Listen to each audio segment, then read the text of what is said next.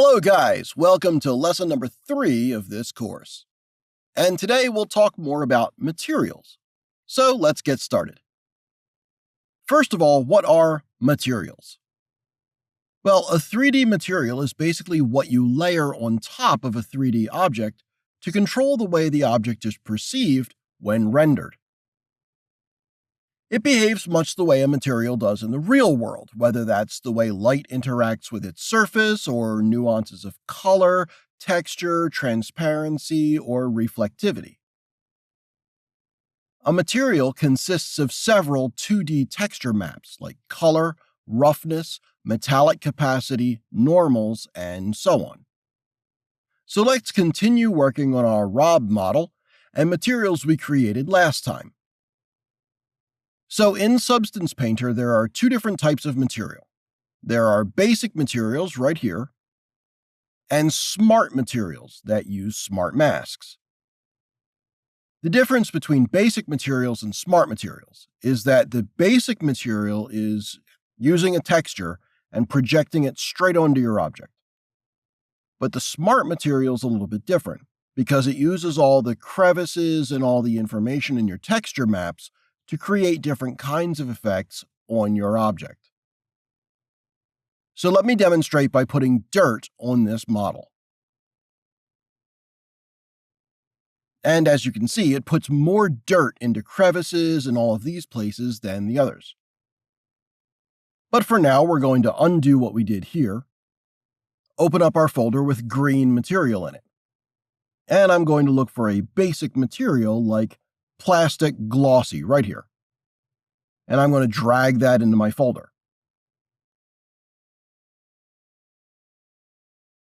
Now you can either delete this green layer, or you can take this little icon right here and choose a color that we created.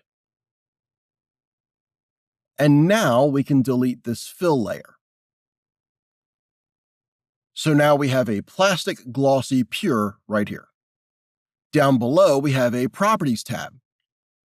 And in here, you can choose the different projection type and so on. And down below, there's Material Properties. And you can choose color, metal, roughness, normal, and height. So these are the different channels that you can manipulate in your materials. And for now, I don't need normal, so I can turn it off. Height also. And I don't want to use metal. So I'm left with base color and roughness. And for the roughness, I'm not going to use the slider this time. I'm going to use a texture for it. So you can go up here into your library, go to Textures, and search for grunges. And you can see we have all these different types of grunges right here. So you can choose any one you like and just drag and drop onto the Roughness tab. And as you can see, we already have an interesting result. Right here, you can scale down your texture, so I can adjust it appropriately to match my object scale. And down here, you can adjust balance and contrast of your selected textures. So also, I can click on this button right here again.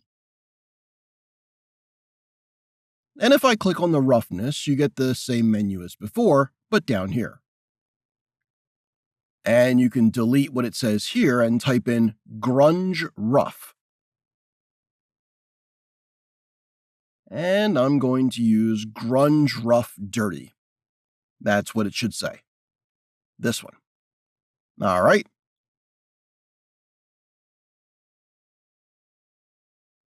And now we have this very subtle roughness map on our object. And I'm going to rotate it. And for the balance, you can put it in somewhere around 0.5, I would say. And for the contrast, I would put it around 0.3.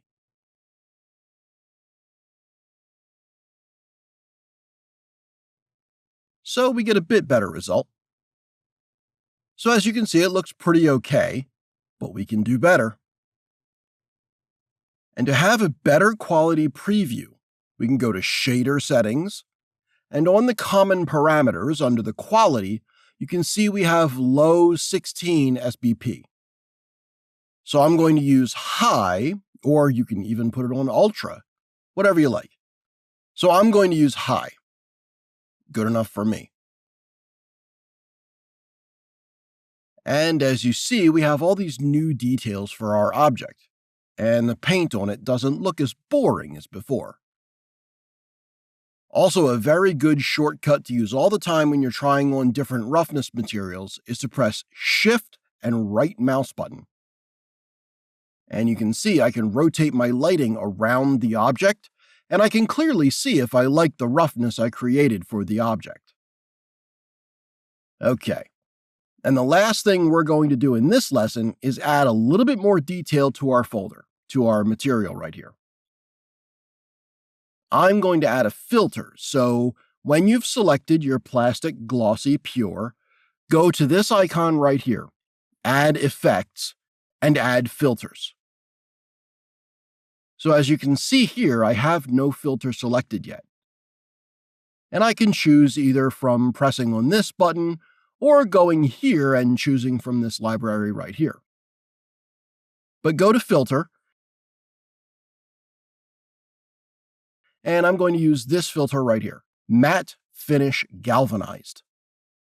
And as you can see, it added a little bit more detail to our object already because it's using a normal map. And if I go here, select Normal, you can see how it changed. Normal maps are a type of bump map. They're a special kind of texture that allows you to add surface details such as bumps, grooves, and scratches to a model, which catch the light as if they're represented by real geometry. Okay, so I don't like that it's so big. So I'm going to scale up to around 15. And for the flakes intensity, I want to use a way lower value, like 0.9 maybe. Maybe 0.08, I would say. So you can see all those details, but they're very, very subtle. All right, so we moved on quite a little bit. We made a pretty good-looking material already. And that's going to be it for this lesson. And I will see you in the next one. Bye-bye.